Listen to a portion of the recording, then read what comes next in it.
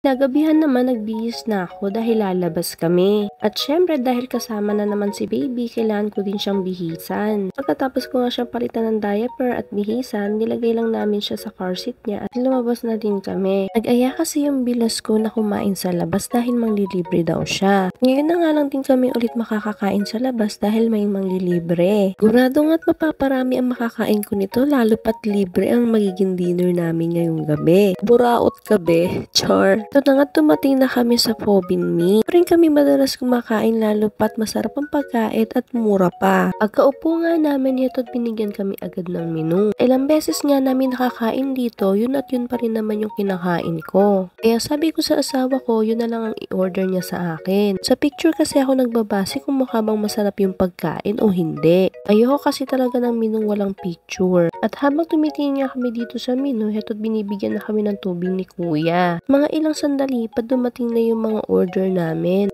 At ito na nga yung mga order namin. Tara, kain tayo. Sa sobrang abala ko nga sa pagkain, nalimutan ko nga kasama pala namin yung baby namin. Natutulog lang siya habang kumakain kami. At after nga namin kumain ay nagpahinga lang kami saglit at umuwi na din kami. At nagpapasalamat nga ako sa bilas kong si Ate Dang dahil uuwi kaming busog ngayong gabi.